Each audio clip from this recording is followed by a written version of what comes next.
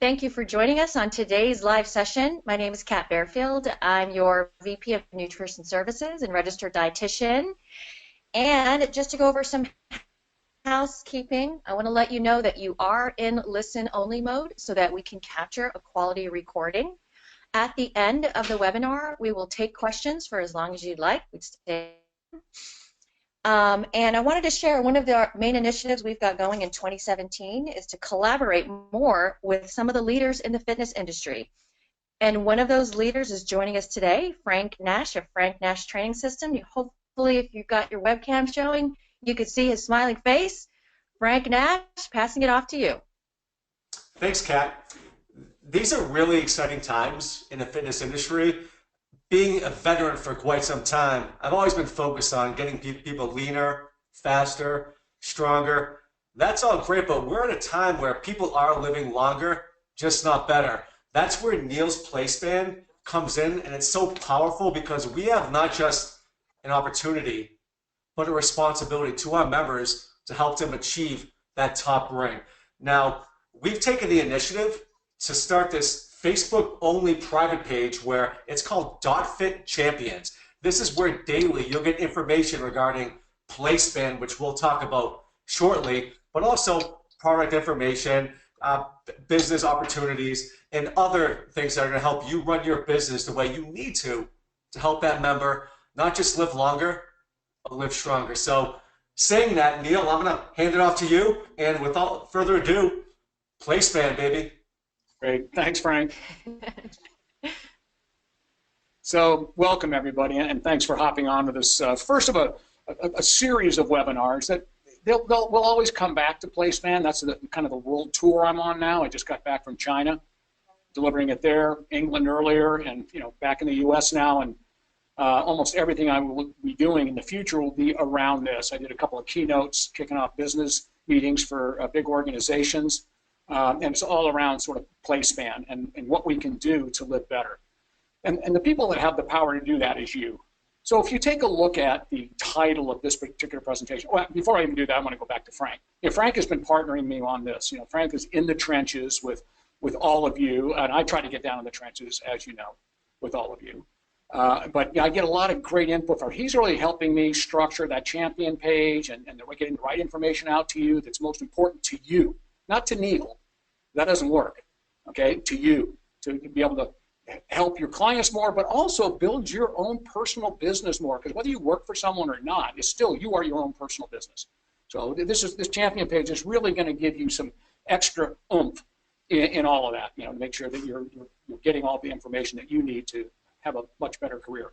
So let's get back to now the pre-show real quick. So I'm going to do this in about 30-35 minutes, and we're going to stay on for as long as anybody wants to do questions. And again, some of you may have seen a little of this before, but now I'm going to tie it all together. Because at the end of the day, the title of this is Sports Nutrition is the Healthy Aging. That is what we call the new healthy aging. This is what scientists say. They say what we do for athletes is exactly what every human being should do all the way to end of days to help them recover and continue to stave off the aging process.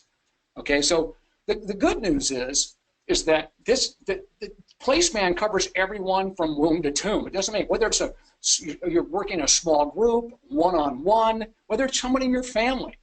The PlaySpan starts in the womb and it goes throughout life, and it can be picked up at any particular time. So that's the good news. Obviously, calories in, calories out covers the weight loss and weight gain goals. We get that. But the supplement part of it, or whatever we have to add to that, allow the healthy and desired body composition throughout that goal, and more importantly, throughout life, because that having everything your body can use supports tissue rebuilding, muscle, and function within those designated calories. Otherwise, everyone's overweight, like everyone's overweight today. And it just can't happen within the acceptable calories from palatable foods that can be consumed over a lifetime. So that's what PlaySpan's about. How do we kind of still do the things that we want to do, eating-wise or the way we want to live in the Western society here, and still be able to live a great long life? So that's really what we're kind of getting down to. And from a client standpoint, I would suggest that the average client for almost all of you is somewhere between 35 and 45, maybe even 50, for those of us that are not working strictly with athletes anyway. Therefore, and this is important, immortality to that group of people is beginning to fade. making the play span sort of prospect and everything that we talk about in there when we get to the very end of this thing is a great, easy, integrated cell in everything that you do. So this all came about from working with athletes, to expand their competitive play span so they can make more money and continue to play. At its core is transferable to the general population, as I was just saying. Anybody that wants to remain active is transferable. The difference is the general population does not unduly torture their bodies daily. In other words, they don't enter that realm of diminishing returns from exercise, as all athletes do, competitive athletes. Not just myself, as I actually made a living with my body, as meager as it was, but both my boys who are professional athletes, their bodies, they'll all pay the price. You get to that point of diminishing returns when you make a living with it. But it's so, take that and put it into the general population, and it works for a lifetime. And again, neither group wants to lose muscle function or cognitive prowess or performance, neither group, at any point in your life. And nutrition protocols are the same that stave it off for whether it be a competitive lifespan or for anyone's lifespan, the general population. And from there, that's where this play span concept was born. I coined the phrase play span because play span for all adults should be your lifespan. That's what it should be. So sort of the quotes behind it are lack of activity and common and unavoidable nutrient shortages deprive the body of its full structural potential when you're young. That's what happens when your body is still building itself, leading to a weaker body throughout life and its full structural potential throughout every single life phase. And that leads to a weaker body and, of course, early onset of disease. So that's what we're trying to avoid. So that's what it's all about. So we're going to get into lifespan. That will kind of come into all that towards the end, which we all know is how long you live, health span. Now, I've kind of put a little deeper definition for all of you here. It's how long you're healthy, but what does that mean? Functional and disease-free period of life. Okay, I'm going to define that further when we get down the road. And then, of course, play span, how long you can physically and mentally do the activities that are important to you. Okay, so with that, let's get started. So what I really want to do is just, I'm going to spend 10, 12 minutes on it, just a quick review and how sports nutrition ties into play span for every single person on the planet. All right, first of all, we all know the combination of exercise and nutrition. One doesn't work well without the other. Because as we know, exercise is 100% catabolic. And that picture on the right shows you what exercise does. It damages your tissues. And obviously it can't heal. Certainly it can heal, but if you don't give it food, it just heals smaller. It eats itself away. Okay, and it damages and stresses the target tissues. Nutrition is 100% anabolic. It makes the movie. So what I like to say when I'm doing it with the talking about this lay population, exercise is designed specifically to your goal. And that sets the stage. It damages tissues, it excites enzymes that need to be rebuilt so that whatever that particular exercise was triggering, whether it was an endurance activity or whether it was powerlifting, whatever, those tissues have been damaged and stressed, and now they have to rebuild stronger. Well, nutrition is the anabolic piece that makes the movie after the stage is set. There's 100% responsible for how you feel when you come in to work out, when it comes to your energy potential, because all your energy obviously comes from your food, nowhere else. Okay, you can talk about adrenaline, but without the food in the body, there's nothing to work with. And of course, exercise-induced results. And the whole goal is to repair the damaged tissue and stressed tissues, and there's a picture of a repaired fiber. But if you put back less than the body can use, because you built the perfect stage, you did exactly what you wanted to do in the exercise program. And if you don't put back all the body can use at that point, you get less in return. And I always like to say bad nutrition makes a bad movie. Or the same nutrition makes the same movie, i.e. plateau. So obviously the goal is full recovery daily, and of course that takes the nutrition. And you guys, I'm not going to go through this. You've seen this 100 times. Every lecture we've ever done is always this. We know that the hard facts, at the end of the day, you cannot exercise a bad diet, regardless of what your goal is, and these are the scientific facts that weight loss is pretty fruitless with either exercise only, and of course it's just not healthy diet alone, because you end up being a skinny fat person. But when you combine the two, obviously you get the perfect movie. Okay, so now let's go to how sports nutrition applies to every adult.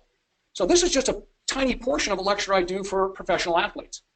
So I cut a couple pieces out of this to put it together for you, so to set the stage for sports nutrition and play span.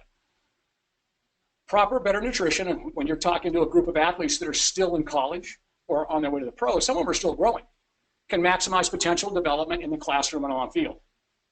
Now, every time you see red, everybody here that's listening, every time you see red, it ties to your client.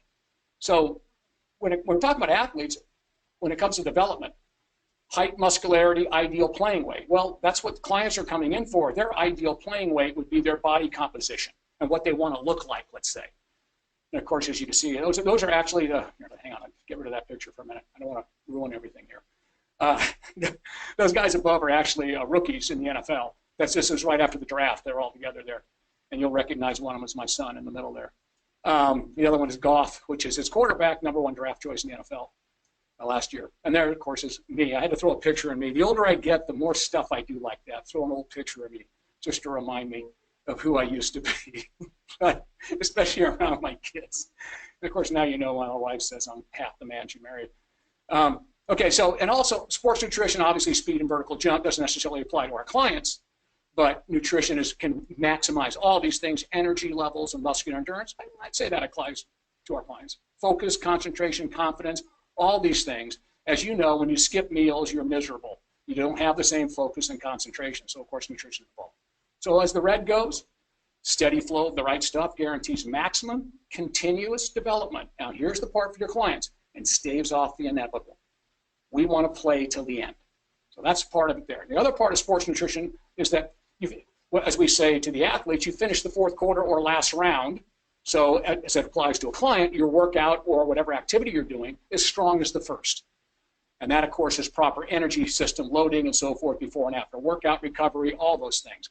So you keep going when the opponents fail. Well, when your peers fail, if you're an adult, just in the regular general population, you want to keep going as the people around you just are fading because they're not eating right, they're not doing the things right. Your goal is to continue on and keep going. And then, of course, there's the final one there, fully recover, so every practice or game is better. And this is the same thing that we want to do. Keep playing as you age. I don't know anyone that does one. One of the worst days in your adult life will be the day you can't do what you love to do anymore. That will be one of the worst days in your adult life. And that's what you don't want to happen. You want to be able to just keep going on doing the things. You want to play golf till you drop dead at 100 if you're a golfer. You want to be able to ride your bicycle, you know, and on the hills and all the things that you love to do until you're 100, drop dead on it when you get home. I mean, obviously we want to play to the end. And at the end of the day, you will become what you eat, or you become what you don't eat. And I threw in my two boys. My one son is he's an elite fighter in the BJJ tournament and so forth, and MMA also, but he's in the middle there. And then my other son, that's his rookie card, Nelson, in the NFL there. But again, these are just examples of people, things that we work with to make sure that they get all the things that they need at whatever age as they develop. Now, let's tie it all together here. Sports nutrition is considered the new healthy aging, play span versus health span. So you take the basic rules of sport nutrition, it connects to everybody. These are the basic rules right here. Eat the right amount. And of course, the right amount is based on your body composition. Too much energy is stored, too little, you're able to pull off something. But if you take away too fast, it prevents growth. Total calories are specific to you and the goal is, you know. And again, rule 2 is eat the right amount of food, right ratios of food. So some people do better on high protein, some maybe a little better on high carb, depending on the athlete, but depending on your client, it's not much different. Some people are going to do better with that. So we became totally agnostic. As long as you're getting the protein that you need throughout the day, which we're going to look at in a little bit, you can kind of mix your carbs. You can go very low as an adult because you're really sitting most of the day, most people, until they get to the gym. So they don't need the same amount of carbs athletes do that are practicing 3 or 4 hours a day. 3, meal timing, which is crucial. You'd be surprised how this applies to the general population too. Obviously, it applies to an athlete, you know, significant differences there to load their energy system, but it applies to everybody, especially when it comes to the protein being spread throughout the day with the new recommendations. And then finally, supplement properly.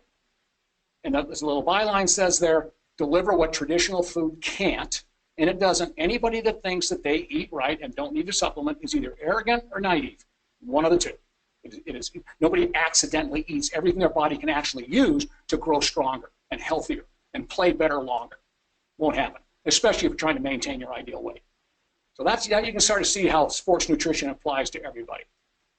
So on the supplementing piece, I always like to do the good, the bad, and the ugly. So a little reminder before we get to the punchline here. Supplementing properly just strictly means filling unavoidable gaps. the traditional food is really not able to do, because there is a huge gap between what the body can use and what it gets. And I put every reference, so everyone on this call is going to get this presentation. And every one of those reference links are live. They are irrefutable. Yes, and so because there's a huge gap between what the body can use and what it gets, especially if you want fast results, and this is a key to supplementing as well, stay lean and play longer. Virtually all health professionals, and certainly all competitive athletes, use and recommend supplements, with the caveat, and I'm going to pound this message home to you, and I'll tell you why. Not from consumer channels. You've seen all the stuff, and I'm going to show them to you in a minute again, just to remind you. The worst thing you can do is get someone to understand this. They go to a store to buy their protein and their multivitamin because you convince them that that's what they need for the rest of their life, and they go to a store to buy it because it's cheaper than what you're giving them. That's a crime. For the next 25 years, they're going to be purchasing this stuff that's not doing them any good, and you've seen all the facts on that. But just to make sure that you guys know you're in good company, professional usage, I put the polls in here. Because they view sports nutrition as the new healthy aging, almost every doctor takes supplements, and most of them recommend it. And by the way, 90% now are recommending fish oil. And I got a new study that just came out on that as well, on some other stuff. 86% of pharmacists, so virtually all professionals, use or recommend supplements, but they don't do it from consumer channels. By the way, the first day, when you go to a Division I school forget Division I, any college program, if you're a student athlete, the first thing they tell you, never buy from the mass market, don't buy anything that's not third-party tested. You get to the NFL, they'll tell you exactly the same thing. They're drug-tested athletes. You can't buy this, you can't buy this. Stay away from the mass market. Never walk into a GNC. Never go to a bodybuilding.com. Don't. First conversation that you have with the players. Every agent has that as well, just so you know. And obviously I live in that world, so I'm privy to it. Not just because my boys are there, but just because that is the world we've been in for many, many years. It's not from consumer channels. It's a crime. And again, here's the bad. So you saw the good. That was the good. We know supplements fill gaps, and they can make a huge difference. But here's the problems with the mass market. You've seen all this before, so we just run through it. But I want to make sure you have this because now you have the references to go with it.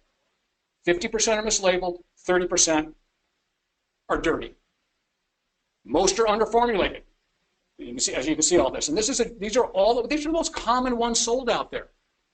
Any athlete that buys this is getting nothing from these proteins. People that have bought these One-A-Days in Centrum for all the years were getting nothing. Of course, they got sued, so they've cleaned up their act. But they're still not in the right forms and dosages that people can use that would fill the gaps the way we're talking about, like with an active. But here are the claims for the proteins. This is a class action suit. You all know this is going on. For any of you that know anybody that was buying protein in the last 5 years, this is what they were getting. They thought they were getting 24 grams of protein. They were getting 2.5 grams. So everyone, and here's some classic ones here that were all busted. Muscle Milk, GNC, I mean, everybody was. Look at the claim milligrams on the right. Now, if that's not a crime, and of course it's a class action suit, and they're all lost, so now they've all got to clean up their act and get things right. But that's when you're competing in the mass market, you're competing on price. So you just find ways to cheapen the product, and then the loser is the consumer. And just so you know, these are the reasons why scientists tell you you don't need supplements, just do the best you can. Yet every scientist that in the know, obviously, takes supplements. Same thing with me. If I'm in an elevator and someone says, what supplement should I take because they know who I am, I'll go none, because I don't have time to explain it to you. None, because otherwise you end up with this, the ugly. You're buying stuff, you're wasting your money, you're not getting anything. Or certainly you don't know, you're not even qualified to make the decision what you should buy, even if it was the right ingredients. So all of these things, and if you want to see uglier, these are the ones that spike things with drugs. 100 different supplement companies were all taken to task and being sued by the federal government. And this just goes on, and that's why scientists say, don't take supplements, but they all do. They just stay away from the mass market.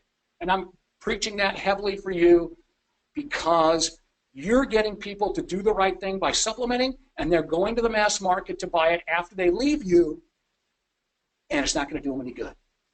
Imagine 25 years of taking a multivitamin didn't do you any good, because basically that's what we're talking about. All right, so you guys know our rules. I just put this here for you. You know the rules that when you are a practitioner product, we follow completely different rules. Not sold to the mass market. Everything is third-party tested. But more importantly is number one, the dosage and forms are matched in the clinical trials. I don't even trust that. What I have to do is look at the research, look at the dosage form that were used in positive clinical trials and peer-reviewed journals, give that to the manufacturer, give the formula to the manufacturer. They make it. I don't trust them even. My own manufacturer said they know I'm going to third-party test them. They could make a mistake. They wouldn't do it on purpose because they know I'm going to test them, but they could. And when we've run out of product, you know that's happened. We've run out of fish oil, we've run out of some other product because they failed the third-party test and we had to go back and make them do it again. So those things, that's why I always say, careful what you ask for. So again, you need two things. So here's the punchline to this slide. There's two things you need, not one. Third-party testing is useless. All third-party tests tell you is the label's right. So what? How do you know the dosage is right? Just because it says the dosage is on the label, that could be underformulated. You need both the documentation that shows clinical efficacy of that dosage and then give it to the manufacturer. They make it, they produce it, goes to a third party, say, yes, that is correct, that dosage is in there. Two things you need. It's useless without. And I don't even, when people send me their supplements or they raise their hand and go, what about this supplement? I go, you didn't hear what I said. Two things. And until you have those two things, I'm not even going to have that conversation with you. So keep that in mind. Okay. All right. So the outcome when you do sports nutrition, when you do it all, diet with nutrition, obviously can deliver the goal. And when you add the supplements, they accelerate the goal. So you get the results now because my goal is to get you addicted to fitness for the rest of your life so you live a longer, better life, because I'm a professional, and fill unavoidable gaps so you grow strong throughout life and you're able to play longer. So for weight loss, what do we use? Easier, faster results equal higher motivation, and we can preserve lean body mass with supplements and your metabolism. Otherwise, you just lose muscle, slow metabolism, and forever you're eating low calories, and of course you're going to gain the weight. For performance, enhanced training session and recovery equals increased results and longer playing time. Easy. And for health, we just fill gaps throughout life to grow strong and potentially stay strong. But here's the secret. The longer you use, the greater potential to reduce disease. You can't just start, there's nothing curative. I want to make sure everybody knows nothing curative about supplements. They're not going to cure heart disease or anything. They are only to prevent it. So the earlier you start, the better chance you have of preventing disease. So your take-home, faster, easier results get you to stick. And early use helps our clients live longer, better. All right, here we go. Lifespan is how long you live. Health span, how long you're healthy, functional, and disease-free period of life, we call it. Play span, the phrase that we coined. How long you're physically able to do things you love to do. I put important to you, but the things you love to do, the activity. If you want to pick up basketball, you want to play it forever. If you want to ride your bike, all the things we just talked about, that's play span. All right, so let's qualify it. So I have to do it. If I'm talking to a group of scientists, I have to qualify what I'm trying to say here. We live longer, but not necessarily better. Everybody knows that, so I don't have to say anything about that. But we owe most of this to Alexander Fleming. In 1928, the greatest discovery in humanity, and that's still today, even your new scientists will tell you the same thing, most of them will vote Alexander Fleming's discovery of penicillin. And of course, modern civilization set the stage for what we're talking about because now we can live longer. So it created this new hurdle. Well, our lifespan's longer, and I mean literally, most people here don't realize that the average lifespan of a human being just in 1930 was 46 years of age. Isn't that amazing? And of course now we're in the US anyway, we're up to about 76, and unfortunately we're like number 50 or 60 on the list. That's because of our Western lifestyles. We pretty much torture ourselves, between the Western societies that we live in. But that's the choice, and it became a reality for all of us. All these things became a reality. But here's the definition now, sort of health span, why we went to this. Look above where it says 80% of the U.S., 65 years and older, have at least one chronic disease. Isn't that amazing? I think that's the most telling tale of everything I've ever seen. 50% have two chronic diseases. These are freaky numbers. And 90% are on at least one medication. So it is amazing. To me, it's like astonishing for someone that I'm 64 and I've never taken any medication. Other than after a surgery, I've got to take some pain medication, but that's usually Scotch after I get done with the other stuff. Okay, all right, I'm digressing. All right, so anyway, and again, part of our Western society, I mean, let's face it, the foods we eat, that are around us, we're not going to avoid some of these great foods. No one is. I certainly don't. I mean, we're driven by money, which adds stress. People, of course, everybody is. That's the society we live in. Our work is extremely sedentary, so we're trapped at a desk. We take a medicine for something, then we got to take 3 medicines to offset the problems that the other medicine gave us. And it gets crazy. It gets a vicious cycle. And of course, we live in an industrialized nation where you have pollution whether you like it or not. So we live here, but we're not all going to move to Okinawa, and have our own farm and do our own fishing and do all those things. We live here. So that is all part of what we're talking about. So let's just kind of understand all that first. All right. And then, so discounting any unsurmountable genetic problem that you may have. So there are people that are born with true defects, or at a very young age they have cancer. There's nothing nutrition is going to do to fix those things. What you're going to see in the next slide, there's nothing that can fix those things. But genes and weight, just because you have the obesity gene, which we have now discovered, doesn't mean you're going to get fat. If you don't eat too much, you're not going to get fat. If you become an athlete, you make a living with your body, you're not going to get fat, even if you have it. So just genes and weight doesn't mean that you're going to have that problem. No one's a prisoner of their genes. Just because you have the gene for lung cancer, it just means you have a propensity. You don't smoke, you probably won't get it. So again, keep that in mind. Second part is accidents. Obviously, if you get hit by a train at age 35, nothing a supplement's going to do to fix that. So I have to always clarify that. But what I'm trying to say is that so many of the accidents in older adults are due to undernutrition, from bones being weak, you lose your balance, your muscularity, your sarcopenia set in, you've lost muscle, so you trip and you fall, you break a hip and you die. I mean, those kind of things happen over time. So again, we're not talking, those are things that we can fix with the next slide. So again, the question is, discounting these things, how can we play as we want till the end? Don't forget, we're talking about your clients here. That's what we're talking about. We're talking about anybody. We're talking about any clients, and especially your clients that have kids, because they want to start them out properly. Mindful that, and here's a little phrase I put together many years ago, and most of you will remember that. Certainly, everyone's heard the phrase, we are absolutely what we eat, and we are. You're nothing without food. You just die, wither away. So you are what you eat from the time you're in the womb. The food that comes in from the mom is what builds your structure, obviously, or nothing happens. You just die. But the sad news is you also become what you don't eat. If you don't get some of the nutrients that you need all the way throughout life, you miss growth phases that take place all the way through life. And you can't stave off the inevitable.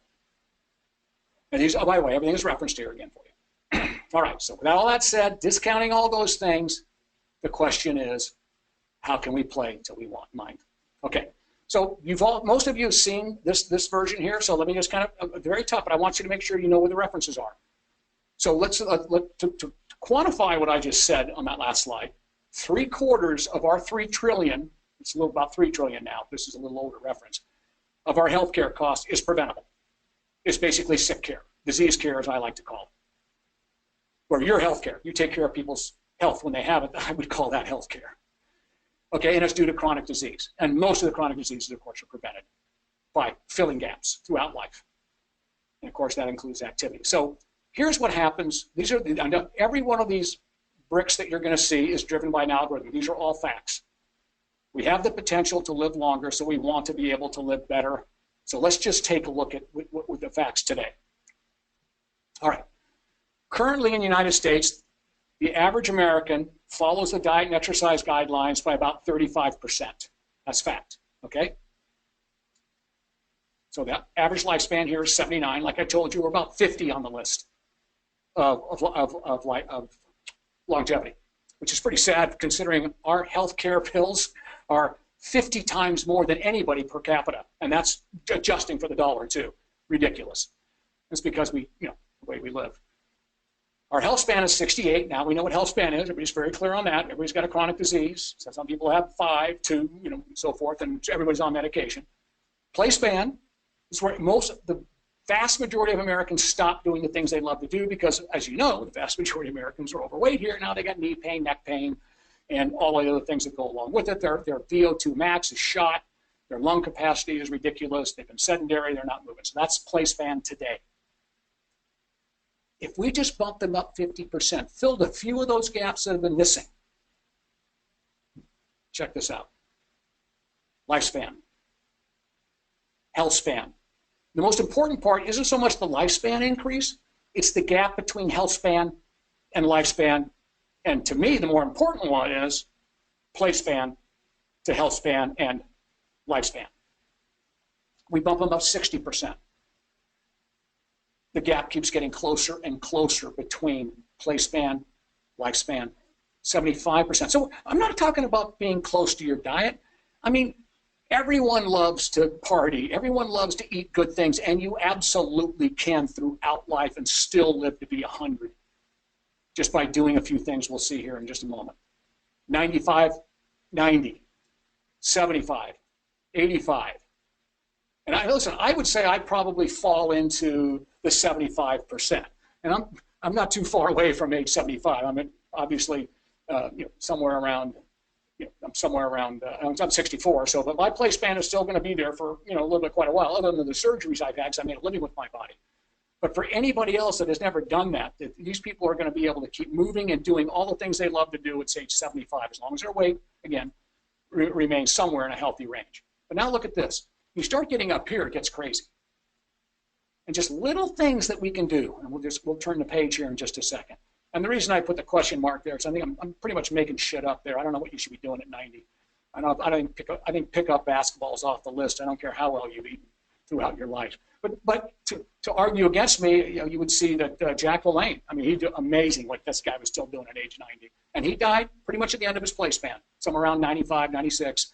And just all the way to the end, this guy was active, swimming across the bay, the bay and San Francisco and so forth, just unbelievable. And he was one of those guys who was probably a 95%er, most of his life. Pretty crazy stuff. But again, I don't want, it's not worth it.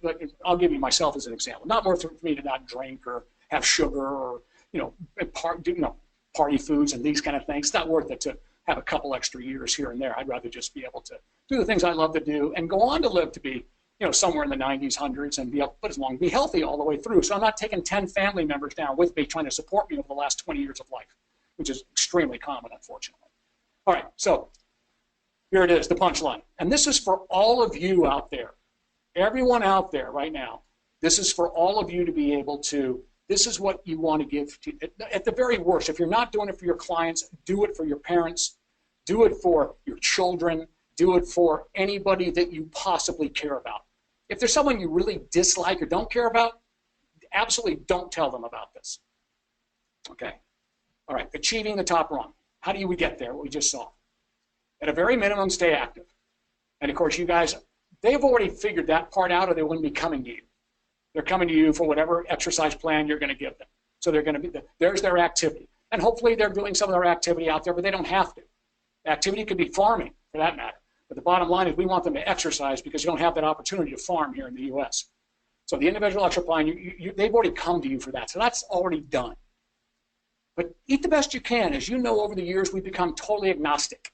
We give you the meal plan examples. Somewhere in these parameters you should eat. Okay, we even give you a cheat menu, as you know, in there, your night out menu. All right, and then of course maintain a healthy weight. Now, healthy weight doesn't mean you don't have to be, you don't have to lose all your fat. You have to, excuse me, a healthy weight doesn't mean you have to be that lean. There are many, many people that are slightly overweight that are healthier than people that are not overweight. So that's why I put healthy weight there. So it does not have to be ripped. But here's the punchline. Ready? And make sure of this. This is the nutrition summary for every human being on the planet. Multivitamin mineral, womb to tomb. Now, think of it. This is what you have to think of. Because it works synergistically with your foods. Why we always tell you to take it with a meal, right after. It fills the unavoidable gaps that are going to be left by food, because no one eats the perfect menu, because no one even knows what that is at this point. But what it does, these are unavoidable gaps that go on throughout life, set you up for triage in later stages of life. And what that means is your body is continually robbing Peter to pay Paul. All of the vitamins and minerals that you take in, that your body needs, and there's about 41 different nutrients that are essential to the body. Okay, and of all those things, they all have at least 30 or 300, like magnesium's got 300 different jobs in the body, but some are more important than others. If you don't put enough to handle all 300 of those jobs, it robs from 100 of them, and that parts of the body suffer. Classic example, is calcium, which is the next thing on the list here. But let's take vitamin K while we're in this. Well, vitamin K has, again, another 100 different destinations in the body, but the primary job is blood coagulation. That way, if you walk and bruise yourself, you don't die. Otherwise, you would if your body couldn't coagulate. right? You don't even know you have a cut, and you hemorrhage. So vitamin K is so important in those enzyme systems that stop it from bleeding internally.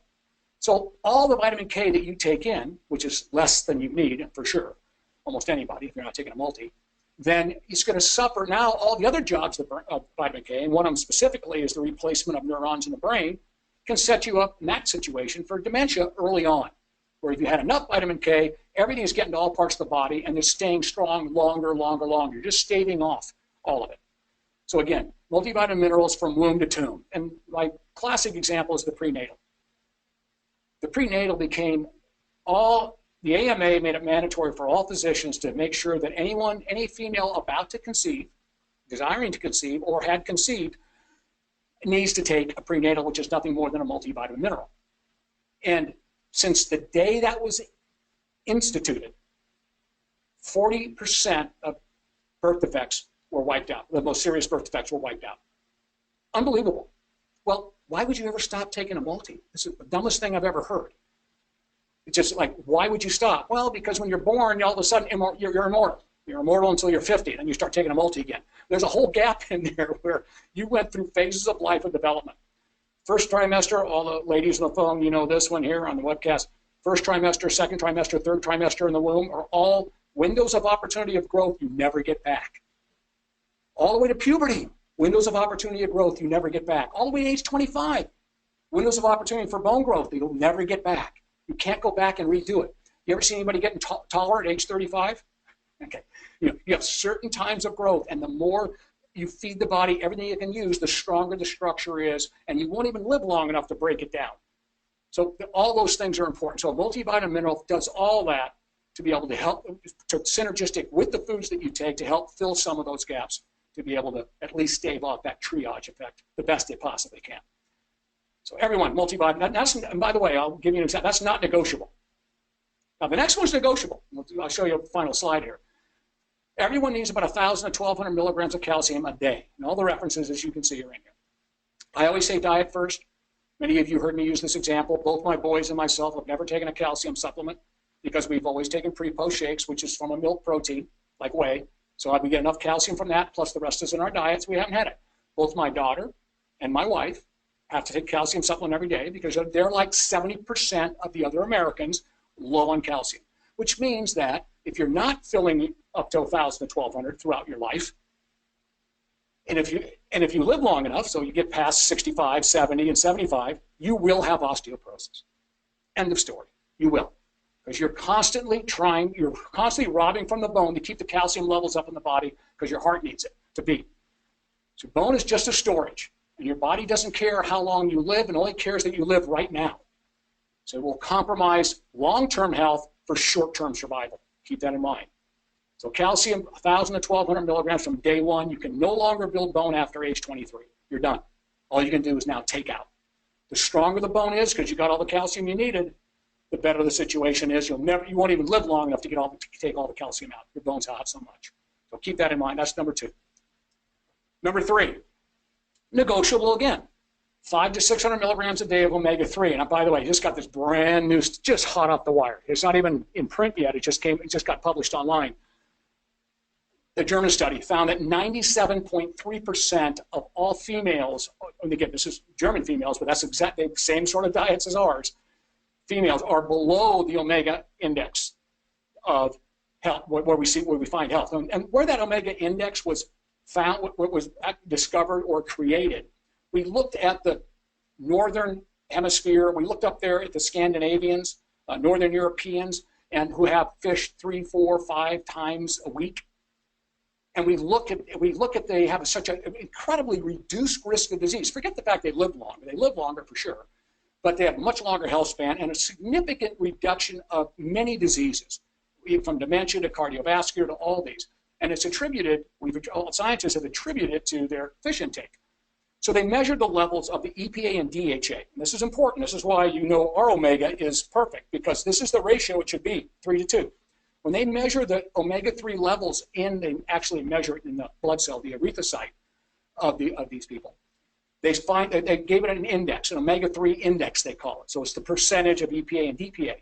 And if you're anywhere between 8 and 11, they find a reduction in significant diseases. If you're below that, then you have higher risk, especially of cardiovascular disease, which is the #1 killer in the world. Now, this German study that just got released, and this is the kind of thing I'm going to be publishing regularly on the Champions page, just got released. 97% of the German female population, 97.3 to be exact, is well below the omega index, and the way they study these people for many, many years and have the highest risk of cardiovascular disease. And the less they took in, less the index was, so all the way down to 3 and 4, they had like 50% increase in cardiovascular disease and many other ones as well. So again, this is important, and again, this is where that's why you saw that stat earlier, 90% of doctors are now recommending this all the way around, and it's also a prenatal now. When we talk about the prenatal, wiping out so many birth defects, the idea of a multivitamin is wiping out adult effects. And that's something you can take to the bank if you're taking it forever, all the way through. So the 500 to 600 milligrams a day, that's easily done in 2 to 4 servings of fish a week. I could tell you right now, a bottle of super omegas of ours lasts me about 3 months. And that's how much fish I eat. And otherwise, that's why it should always be with you, but at the same time, you may not need it. All right, now, and again, this is a very conservative recommendation because these are all referenced facts. Now, here's the big one, protein. 1 gram per pound of lean body mass. I think I've mentioned this in almost all my lectures. All the top protein researchers in the world converged and went into Washington, D.C. back in 2015. It was called the Protein Summit. And all the data that was presented there shows this, which we were clear on before, but we never knew the numbers. The older you are, the more resistant to protein you become. So you don't need less because you're less active. You need more because you're less active. You need more to make the activity count. And I'm talking about twice as much almost as a young person, because young people do things very well with nutrition because they're supposed to. They're supposed to grow and reproduce. By the time age 35, you're supposed to, that's the way we're programmed. We weren't supposed to die, but we cheated all that. So now that we live longer, we become very resistant to things because the body doesn't do well with things. It doesn't digest food well, it doesn't get the nutrients it needs well as you get older because you weren't supposed to. So the same thing here with protein. Now, protein at 1 gram per pound of lean body mass, you can just go 1 pound of weight and you're fine. It's an easy way to figure it out. Unless you're really overweight, then I would go on that. And the references are all here. Now, and for recovery and staving off the inevitable, that's the number that we need for everybody from the very beginning. That's everybody. If you're exercising, the reason I put 25 to 35 grams, the older you are, probably 30, like myself, definitely 35 grams before a workout. And I take 35 right after. And I sent everybody out that study that was just recent that showed 40 grams in older people actually was even better. So it is amazing when you start looking at all the new stuff that's out there. And it needs to be a fast-acting protein, so they can't do that with food if you want to do it before and after a workout. That's not negotiable there. And again, that's just the total, but that counts in your protein intake. So now you've already got 70 grams, like in my case, I would have 70 grams out of the way. I only need another 100, for the rest of my day. Well, I said I don't even need that much, but maybe another, 80 or 90, because my lean body mass isn't exactly 170 anymore. Okay, so this is the recommendation that every single person you ever touch in your life that you care about should get right here. They can say no, they can say yes, they can do whatever they want. But the goal is to upregulate their body by giving the body what it can use, not what it, you don't just give it what it needs to get to the next day, what it can use to grow strong and stay strong. And this is the final recommendation and my final recommendation to the world at this particular point. So let's summarize it all and get into some questions. Sports nutrition is the new healthy aging, keeping active and staying lean. Tie it there. You got it all made. They came into you to work out. That's sports, okay? One way or the other. So you're already there. And don't forget, your workout is only as good as your recovery from the last. And don't buy from the mass market if you expect results. And I'm going to harp on that one forever because all you're doing is educating people, and then they're going to go buy the wrong stuff. Make sure they understand why they're taking a practitioner product and stay with it for the rest of their life so they get what they really think they're doing. Okay, so here's your slide. I think this is something you can print out and put in your office, give to your customers. That's why I put it on here like this. Place-bound supplements synergistic with food intake and activity throughout every life phase. You saw this on the Champions page. In every kitchen, by the way, this is This is Rob's pantry. In every kitchen pantry in America, along with the other essential foods and ingredients, should be, not negotiable, a multivitamin. Because there is no way to confirm everything that's in here through diet. It can't be done. You can't test every food that goes in your body. So this is your not negotiable no matter what. And of course, the summary is for overall tissue, building, reproduction, maintenance to avoid triage. Calcium should be there. Just in my family. Maybe I don't need it, but they do. And maybe there's going to be a time span in my life where I'm going to need it. Bottom line, it should be in the pantry, one way or another, for bones and function. Now, the protein, the reason I'm putting it here, I'd be shocked if anybody can eat 170 grams of protein in food. It could happen, so I'm not worried about it. But it's not negotiable for regular exercisers that want full recovery. You need the fast-acting protein.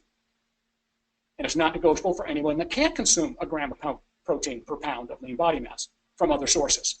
And of course, that's for your muscles and function, staving off the inevitable. And then the omega-3. It's negotiable, as we talked about, if you're consuming greater than 8 ounces of fatty fish a week. But it's synergistic with the multivitamin. As you can tell by the functions of an omega-3, when you go to the PDSRG and you look at those, they match up with the multi nicely. They're the other part. They're like brother and sister in that triage, in staving off that triage effect in so much of the body. So this is a great poster for all you guys. You can hang it out, print it, hand it to your clients, send it to your clients. Do whatever you need to do. Now the body remains upregulated to its full physiological growth, development, and maintenance potential, allowing you to play till the end. And allowing you this. Just in case, you need a little extra this once in a while, it kind of offsets some of these things. Usually it's a single malt, but this was the only thing in my office. Someone just gave it to me as a present. Okay. So again, you guys all know, some of you that have been at the ranch, you all know, I'm not exactly your normal, guy that does everything the way they're supposed to. I'm a little unorthodox. So that's all part of it. You want to be able to live a life, have fun, and do all those great things. And just by adding this to a normal lifestyle like we just talked about, where you're active and you're filling your gaps, trust me, everything's going to be good and you're going to have that great play span all the way to the end. So what's my end game as we pass it on to you is to find all the people like you, and of course businesses with fitness passion, and give you the tools to make everyone you touch better longer. Extend life, health, and play span.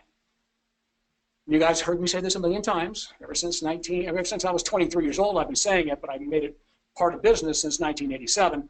I want to save the world with fitness. It saved me, as you know, it took me out of the streets, out of gangs, motorcycle gangs, and it turned me into a guy that I feel like I owe that debt to humanity. I will spend the rest of my life delivering the truth and fitness for the next generation, so they have a much better chance than I ever got, that's for sure. Because it's not just about, when you grow up without a family and you make it to the other side, you realize it's not just about your family. It's about all families, and you need to share that information. Okay, that's it, Kat. You can flip it over to questions. Okay, so we got a lot of rich content there. I'm sure you guys have questions, so I'm going to open up the questions panel on my end and field those. If you have a question yourself, there is a section in the pane of the GoToWebinar that says questions. All you have to do is expand that and type your question in, and we will be sure to get those answered. So, first question comes from Chuck Gonzalez. Hey, Chuck. And he's asking Neil about protein recommendations. How about protein intake for the adult recreational exerciser? Is it still 1 gram per pound of body weight per day? And if we work with mostly millennials under 30, will they still need 1 gram per pound? Yeah, and the answer is yes. That's the easy formula. The millennial is doing a little bit more with that gram per pound because the adult just needs it to overcome the resistance they have of the lower hormones and all those other things. So the easiest way for you to capture that in your mind is 1 gram per pound of lean body mass for everybody. I hope that answers your question, Chuck. And I came across some recent research, a study that came out last year on male exercisers with about a 40% calorie deficit doing 1.2 grams per pound for about 6 weeks, and they were actually able to lose body fat and increase their muscle tissue a little bit. So it could even go slightly higher if they're training super hard and they're in a severe deficit. Yeah, and if you click on that reference, you will see how you should raise the protein during an energy deficit. And I'd say as much as 1.5, Kat. We work with bodybuilders getting ready for competition. They're up even higher than that because they're still training Right. 3-4 hours a day, and they're in a severe calorie deficit. And you really have to raise the protein even higher. So if they're in a calorie deficit, you can go way higher.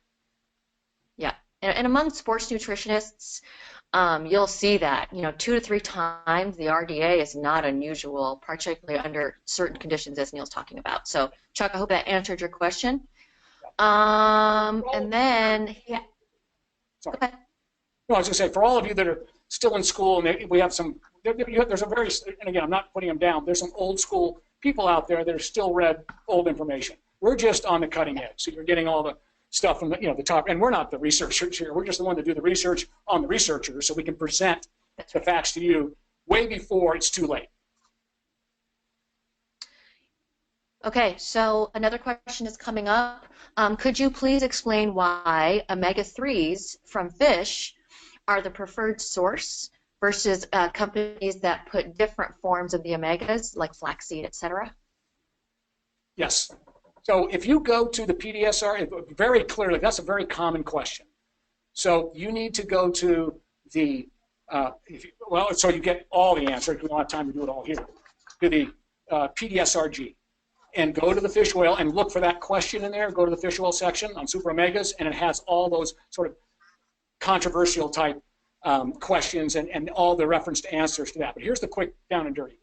Number one, when you do the omega-3 index that we just talked about with the Northern Europeans, it's marine omegas. So if you're doing studies with marine omegas to show that reduced disease, you can't say it came from ALA. You can't say it came from a plant source that can be converted to omega-3s. It's not that. It's a long-chain omega-3 that came from fish or came from some source the fish ate. So you can't do it. You have to stay within the form and dosage we talked about, and that only came from marine. Now, there's ALA on its own has other different benefits in the body, but it also has a downside because it's got a lot of omega-6s. And that ratio is way backwards in the U.S. and other Western nations. Omega-3 should be higher, but unfortunately omega-6 are way higher than 3s. And that can cause inflammation in the body. And ALA converts to omega-3s very, very poorly. So all that information is in there for you. So it should be in a marine source omega-3 if you were going to make the claims we just did. You can't do it with ALA. Okay, so for some of you out there, Neil talks in acronyms often. So ALA is alpha-linolenic acid. That's the primary fat found in your flax seeds. And the PDSRG is a practitioner dietary supplement reference guide. That's our scientific document that's in the Learn section of the website that publishes every single study like Neil talked about. Studies, whether they're controversial or not, all the reference materials on all of our products. So that is in the Learn section of the website if you have not looked at that yet.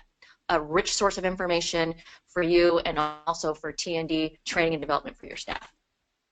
Okay, hopefully we got that. We got some more coming in, Neil. They're coming a little bit faster.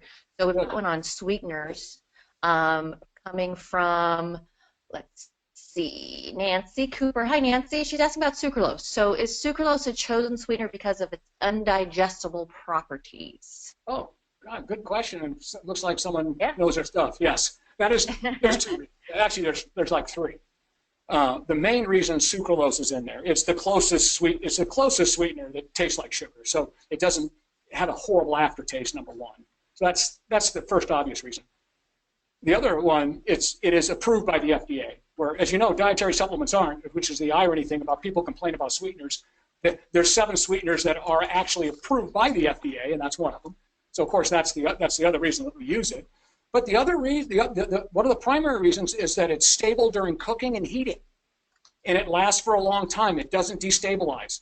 So now you've got a product that keeps the product, if it stays fresh in the product, you can cook with it, do any of those things, taste more like sugar, no aftertaste, so people can keep coming back for it. And it's got at least 100 clinical trials on safety. obviously approved by the FDA as well. And anytime you ever see something negative about a sweetener, it's being put out by the sugar industry. They hire scientists to do these phony studies, and so forth. And sucralose just had a new one. I think we published it, I think. Just had a new one talking about perfectly safe again. I don't even know why they keep doing those. But that's why. It's the stability, it's being able to cook with it, and it's a better flavoring to get people to keep coming back. Yeah, so sucralose is very safe. If you want some more reference material on that, there's a search function on our website. If you just plug in sucralose, there's some reference documentation, some of the studies that Neil's referring to on our website. Okay, Nancy has another follow-up question, and she's asking, what is the source of the whey used? And I'm assuming you're referring to the whey protein as opposed to the sucralose or the sweetener. So go ahead, Neil. Well, the whey is it's a dairy. I'm not following that source. Dairy. Oh, the sugar. So go ahead, just explain how whey then is derived, like what are the raw materials? Milk has two portions. Okay, it has a casein portion and a whey portion. And so they get separated when you want to, if you want a whey protein, they go through a process where they separate the calcium caseinate from the whey. Okay, you've all heard of curds and wheys. But whey is the more bioactive form of milk. Okay, so it's got more, the peptides in whey are a little more special. There are immunoglobulins in it. There's growth factors in it. So a whey concentrate, I think that's what she's getting at, whey concentrate. The whey concentrate keeps all of the stuff that's naturally found in milk, which are immune factors to help the immune system. There are growth factors. There are other types of health factors that are in whey concentrate. But again, it's a portion of the milk that's taken out whole. Whey isolate, which is what we have in the lean MR, eliminates all the natural stuff that comes with whey protein that may be actually a better source, but some people can't have it because they're allergic to something in that whey concentrate. So a whey isolate would eliminate and almost makes it almost allergen free. Okay, and also eliminates the cholesterol that's naturally found in milk. So people, that's why we put it in lean MR, because there are people that worry about cholesterol from a diet, which they really don't have to, but they're told to. So we made sure that we have one at least that comes from whey isolate. But if you're a healthy person, you want whey concentrate 10 times over any other type of source of whey. Okay, great. Okay, sort of a clinical question here coming from Elizabeth. If a client already has a chronic disease such as COPD, cardiopulmonary obstructive disease, does the multi help? I don't think. First of all, I wouldn't answer that question honestly because I wouldn't know. I couldn't tell you that it would help, but I couldn't tell you that it doesn't. I think that hopefully she's taking one. It's certainly not going to hurt her. There's other reasons for taking a multi besides the disease, but you want to clear that with a doctor in case she's on some kind of medication. I've never seen a medication yet. I've never run into any medication that is contraindicates a multivitamin. I've yet to run across that. For COPD. Yeah. Right, Other than during chemotherapy when they want you off everything because they're trying to kill everything. And the last thing you want is a vitamin during that period of time of therapy. So there's times like that, but any kind of chronic disease would be very rare for anyone to restrict you from taking a multivitamin.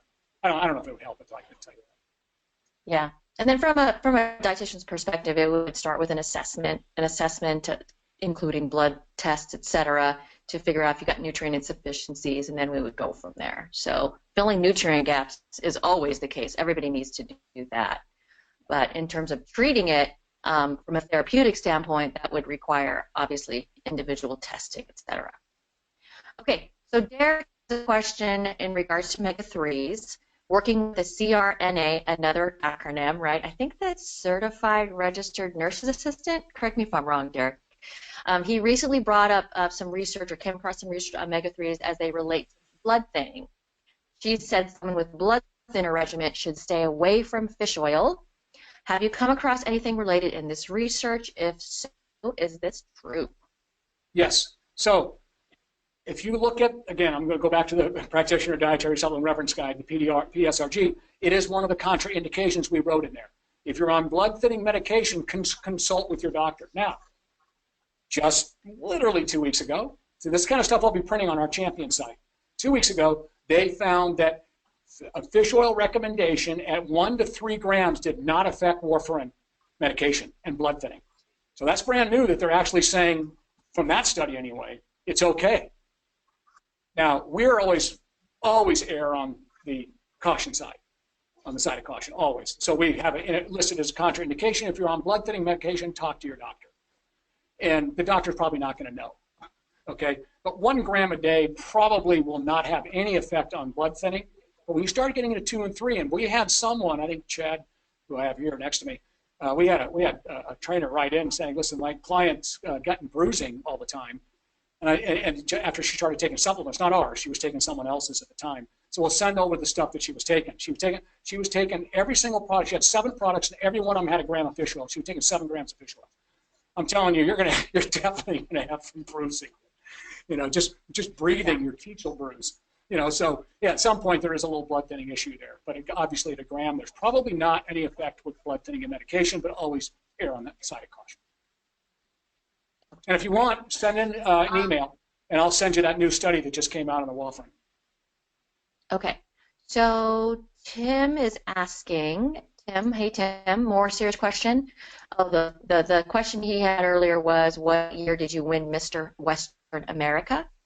Okay, well, first of all, you win it? and the second question. I won the Mr. Western USA in 1980, and then I won the Mr. Western Western America in 1981. And then in 1982, okay, I came in second, Mr. USA in Vegas, the giant sold-out show there, and I beat. That's when I actually tied with Bob Paris, and I won the tiebreaker. He was Mr. Universe next year, the year after that, and then I also beat Mike Christian and a bunch of other top bodybuilders. So I was well on my way at that time. I just never quite. There you go. There you go. For the curious minds that wanted to know, Tim. Okay, his more serious question is, will sucralose affect your A1C levels? No. There's no evidence that any diabetic or any blood glucose test is going to be affected by sucralose. And again, it really depends on when you're going to have it. You know, I mean, that's really when it comes down to, anything on an empty stomach. I mean, caffeine can affect it, for God's sake, and so there really isn't. It's just one of those kind of myths that get out there because maybe something else you're taking with the sucralose is affecting it, but there's no real research to say that diabetics should avoid it or it's going to affect your blood glucose levels.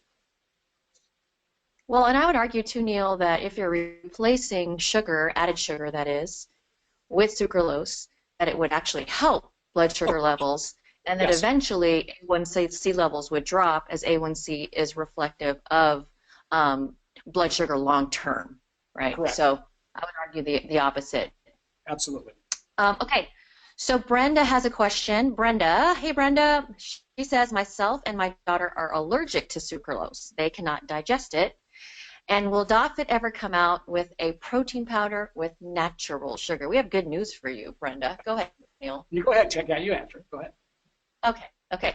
So sucralose is not digested. It's one of the reasons why it's calorie-free for the most part. But if you've got an allergic reaction or something to it, we do have a protein powder that has stevia in it, our best plant protein, all natural whey as well, right, Neil? Has that as well. So we do have products for you that don't have sucralose in it.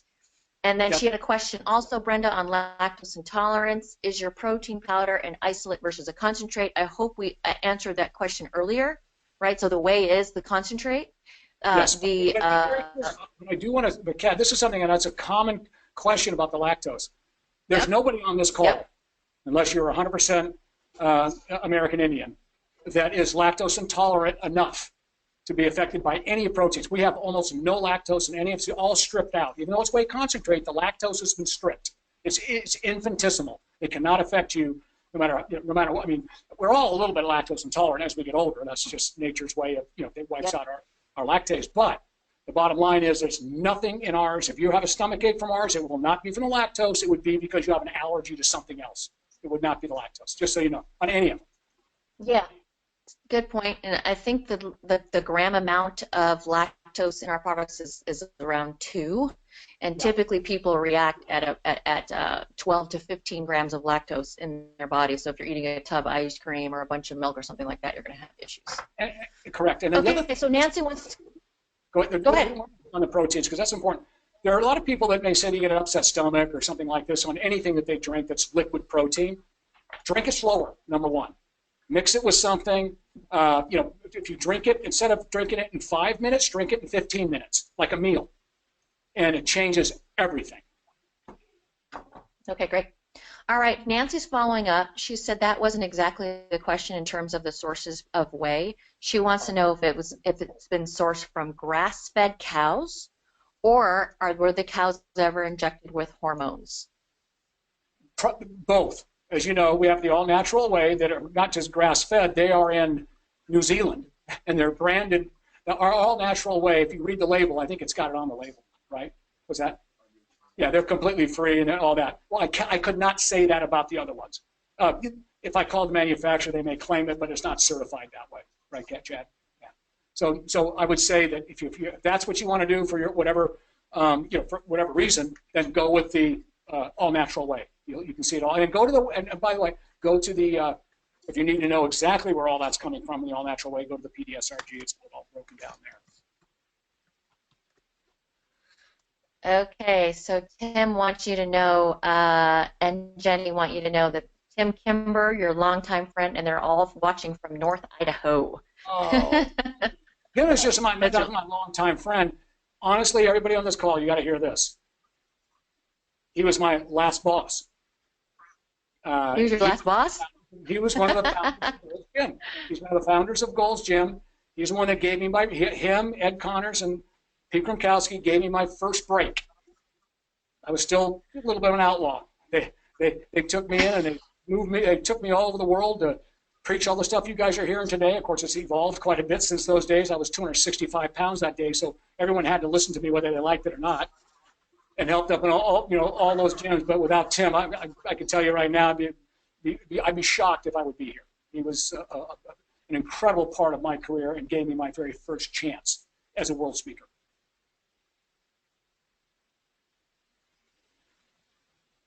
That is really cool. We're glad you guys are on. As you can see, Neil's ecstatic. So hope you guys join our Facebook .fit Champions page. Send us an email if you haven't joined yet. It is a closed group just for fitness leaders to pass ideas on. So Tim and Jenny would love to see you guys in there if you're not in there already. Chuck has another question. So he recommends and takes coconut. I'm assuming that's coconut oil, and he sells the Bulletproof brand by Dave Asprey. Is there a benefit to your fish oils over Bulletproof MCTs or Brain Octane?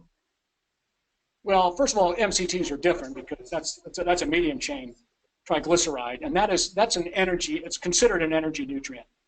And a lot of fighters, like my son Zane, I mean, he's got that on the thing there, and I always make fun of him for taking it. But they have a reason, and they feel like it gives them energy when they're dieting, and maybe it does. So I never argue with elite athletes. I let them go as long as they're not doing drugs. I'm good. Okay, so anyway, and again, that's it. So the MCT wouldn't compare to fish oil. Fish oil would be completely different. MCT doesn't have any positive health effects. Might be some energy effects, but omega-3s is completely 100%. Now, again, related to health that you can make a claim. But now we're seeing studies come out on exercisers, Kat, and you can echo this as well, or back me on this as well. 3 and 4 grams a day in exercisers, we're seeing better long-term results for the older population with high doses of omega-3s. But the MCT is really a different purpose all the way around.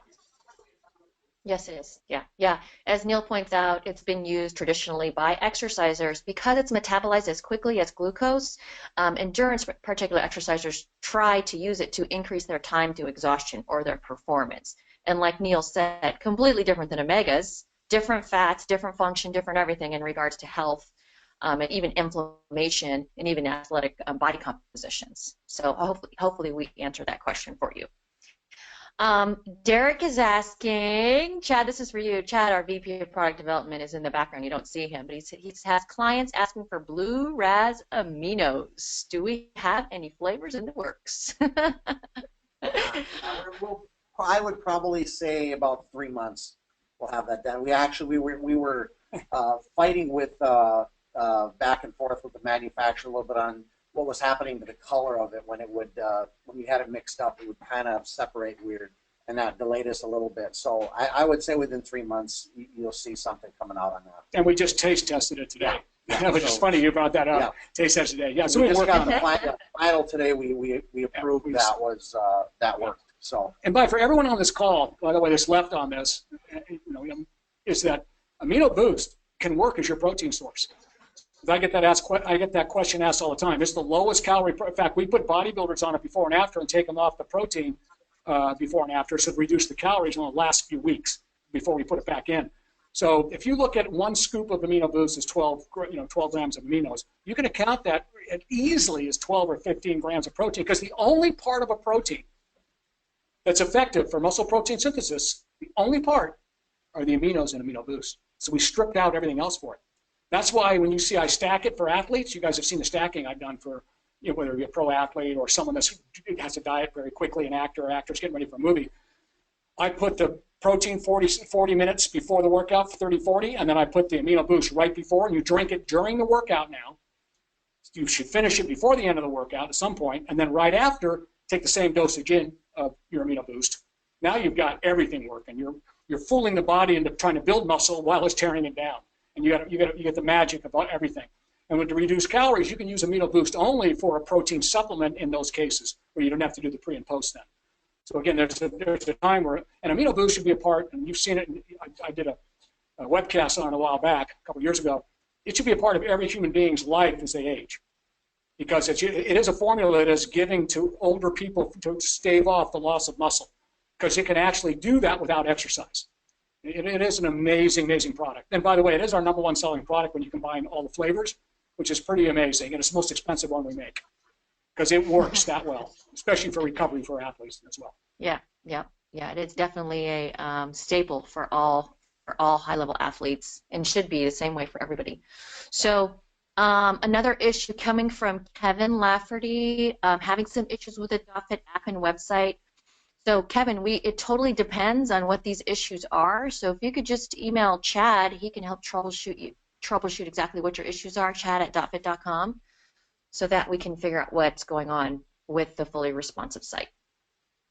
We are planning to update the app as well, but just remember, with the fully responsive site, if you can use it from your phone and it looks just like an app, so you just have to open it in your browser. You can save a tile to your front page of obviously your home page of your phone, and hopefully you can use it like we designed, which is on the go, on the workout floor. You're not chained to a desktop in order to use our program now. You can use it on the floor. Okay, so I hope we answered that questions about the website and the app. Let me just scan really quickly. Anybody else have any other questions? Maybe I missed yours. And keep in mind, send us an email. Through the champion site if you want, send it to me. All of you know my email, neil@dotfit.com. It's very simple, NEAL@dotfit.com. I welcome all of them. And those of you that know me out there, I answer them almost immediately. I can't say that all the time. It could be in the air. It could be somewhere else, but it gets very, very close, and I never miss them. It's just one of those things I'm obsessive about. You can ask Kat. Yep, he absolutely is obsessive. I know what it's like not to have the answer you need. I know what that's like. You need to have the answers you need, and that's our job to do that. It's not Google's. So, and here's one. Google's anybody's answer, and most of them are wrong. So it's our job. Yeah, that's absolutely right. So Colby has a good question. This is a very common question, especially for our partners that start selling the DotFit line. And his question is, how do we get to the skeptics in their facility? They just started selling DotFit products. So what would be your answer to that? Oh, how do you get the skeptics to buy them, you mean? Is that what you're saying? Yeah. Yep. Yeah, I think you just leverage our heritage. I mean, needless to say, we are the #1, this is a fact, the #1 selling and most trusted line in the entire sport and fitness industry. We have the largest line of third-party tested products. So why would you ever go anywhere else with that fact? We are a professional product sold through professionals, not sold to everybody in the mass market. That's for anybody. You're not anybody. You're a customer of mine. And this is what we associate ourselves with, because we're a professional environment. We have to have third-party tested. We want the most trusted line in sports and fitness because we're sports and fitness, and you are too. It's made for athletes and exercisers, and that's what you are. You came to me. Not negotiable. Okay, and then just to add to that, which a lot of people aren't aware of, is the stuff that Neil covered early on in the webinar, and that is a lot of people don't know that the supplement industry is not tightly regulated, which is why half the products on the market are not true to label. And then a third of the products are contaminated. So if you educate your members knowing that mass market supplements, you can't really be trusted, and here's the only reasons they can be trusted is with the documentation of clinical trials and third-party testing, which the DocFit product line has.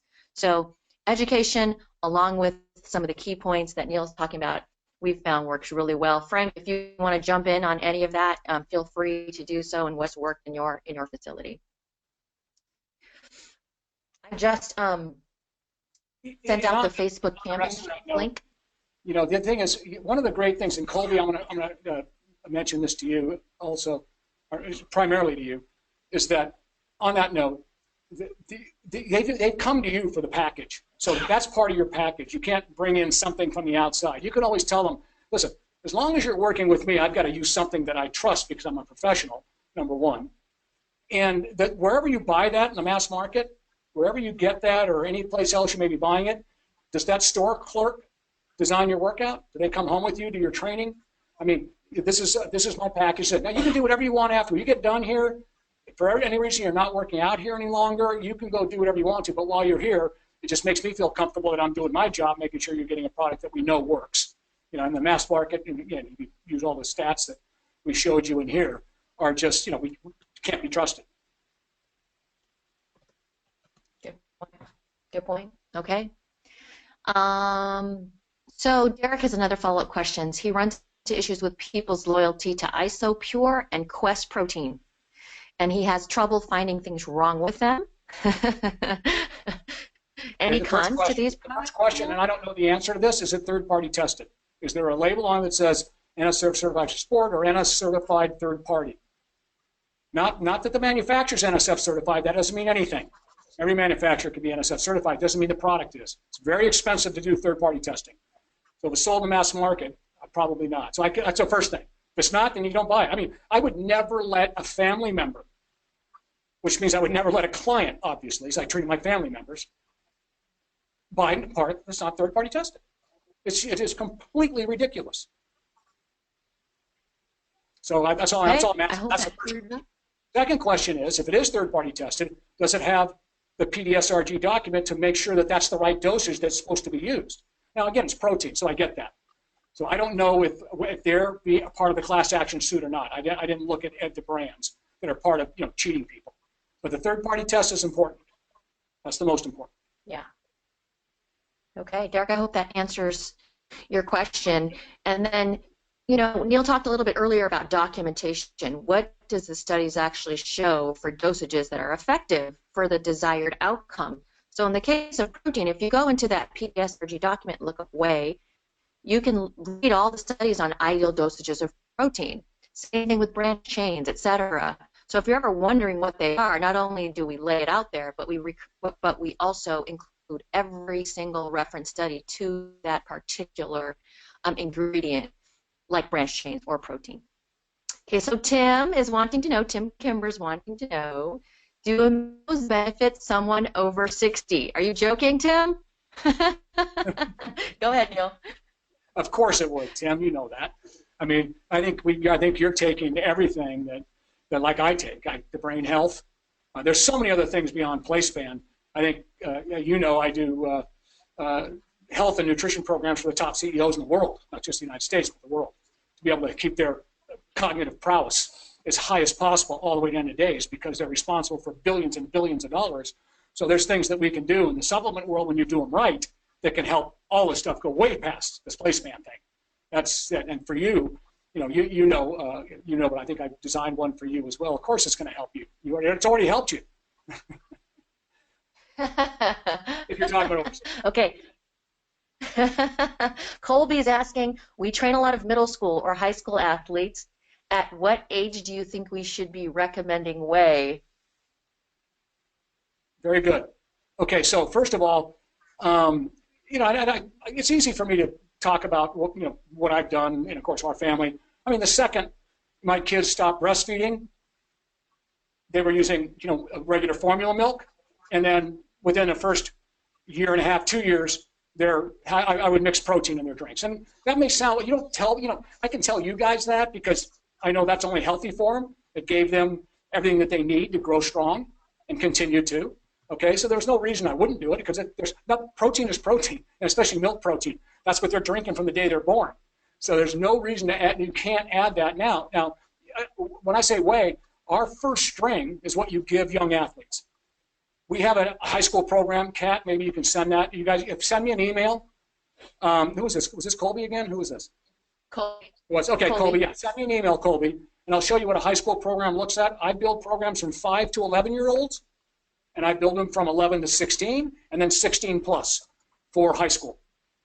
Very obviously, basically, it's a first string before and after their workout, and then, of course, you can add it if they're not getting enough protein during the day, take it as a shake, and then an omega-3 if they're not eating fish, and most kids don't eat fish, trust me, and then a multi. That's it. Nothing else. That's all they need. All the way up through puberty. That's all they, and then calcium, they're probably getting enough calcium. The reason they should have calcium is that they don't get 1,200 mg. But I make it very clear in the recommendation, I'm hoping you're getting it from diet, and if you add 2 shakes a day, you're going to get an extra 500. So now you've already got almost half of it met just from the shakes. That's if you don't use milk. So again, hopefully they'll get it from the food. That's what I prefer always with a young child. So Colby, I also have an athlete. My son's a Division I basketball player, and I've worked with middle school and high school athletes for a long time as well. And first string is unique because not only is it NSF certified, but it also has that right ratio of higher carbs to protein. So a lot of kids, when they're training, especially basketball sport year round, they tend to lose a little bit of weight because they're so active and they don't eat right, as you know. So having shakes readily available for them, either to fuel before or to recover afterward or to have another something before bedtime to help keep their weight on, is a great tool. Middle school, high school, and obviously, beyond. It's been critical. And on that note, we have not only do we have the program, Colby, that we have for high schoolers, is to the parents. So the parents actually get a note that explains it very clearly, and then what the kid should be doing really before and after a workout or training or whatever, and the multivitamin and so forth. And it has every reference they ever wanted. So they're all even each one of these documents is also referenced because everything's to the parent as far as I'm concerned. Okay, one more question from Kevin, and he's asking, like many of us, I have many clients looking to spot reduce from the midsection. Are there plans to add CLA, conjugated linoleic acid, to the line? Yeah, and again, that's obviously great marketing, bad science. I just wish I could find that supplement, right, Chad? That go right to your midsection and take it, get rid of it for you. Yeah, and CLA, there's no science with fat loss at all. A little tiny bit, you can find a little bit is pretty much insignificant. An extra 2 minutes of cardio a day would easily do the same thing as CLA supplement would do. But let's just forget that for a second. CLA might have some other health benefits that we actually have seen. But bottom line is there's no way to target any of that. That's just something that changes throughout life. And belly fat for a lot of older people is something that's very difficult to get off. And it's just all it is the hormone changes that happen in life. What happens is you start storing fat in other places that you didn't store it before. It doesn't mean you're fatter than you were. It just means it's not storing it in your butt anymore. It's putting it in your gut more often than it was in your butt, or it's gone from the gut down to the butt. It just keeps changing. Those things happen as you go. So I feel sorry. I get that because everybody's targeting that. And that's why you're hearing it. Every commercial I hear, and I swear to God, I want to kick the TV in. I'm about ready to throw my glass of scotch right through the TV. When I'm listening to those people go, this targets belly fat, that's stubborn belly fat. I want to shoot that son of a bitch right there because it just gives all your clients get this information. How many times have been told you can't spot reduce? If you can spot reduce, people that chew gum would have skinny faces, no matter who you were. I mean, the whole thing is. Kevin, you got him going, Kevin. Yeah. Sorry. It's that infomercial and that's what you're faced with. That's why I hate Kevin about the whole thing. Things people are hearing from their neighbor. Oh, I took this and I lost my belly fat. Well, I got news for you. It was something else if you really lost your belly fat. So So anyway, we'll give you the I PC don't have answer. an answer for that. We can't make anything. We can't make any false claims, as you know. I'd love to. God, if I make that, we're heroes. So we have looked at, Kevin, just so you know, we have looked at the research on CLAs and any other touted fat loss aid out there, and this research is not strong enough to produce a CLA product by itself to have any effect on belly fat. If there ever comes out any research that shows that, then you best believe that we'll be in the market, but we don't think there will be. So hope that answers your question. And then Zach Lucas wants to know, wait, what kind of gum makes my face skinny? Zach, you already got a skinny face. You're good. I think that's it, you guys. Unless anyone has any more questions, I don't see any more email. coming in. You guys have my email. Neil's email. Yeah, and stay tuned now. Check into the Champions page. Look for any studies that are coming out that are new that can help you. I'll try to make it real brief for you so you'll see it. Also, so you don't have to read the whole thing. I know your time is very, very filled up, so it's very difficult for you to have to read a whole study. That's my job, and I'll pass on a quick little summary for you, anything that might be important to your careers and so forth. You have my email. Stay in contact with me. We need 10,000 more of the 1,000 that we're on today. We need that many more of you to be able to save this world of fitness. Because I don't know anybody in my life anyway that was ever out of shape, that got in shape, that became worse. They became a better person, trust me. That's right. So if we got everybody in shape, can you imagine what this world would be like? Unbelievable. So fitness can save the world. That's right. So Neil's email is Neal, Neal @dotfit.com. If you want to email me, it's kat@dotfit.com. And this webinar was recorded, so it will be available for you to rewatch or to share with your team members and your staff. So just look out for that. It normally takes at least 24 hours for it to process and for us to get it posted on the website. So early next week, you should see it. We hope you all have a fantastic weekend. And if you got any more input, send us a note and join our .fit Facebook Champions page. Have a great weekend, everyone. Yep, and grow strong. Right, grow strong.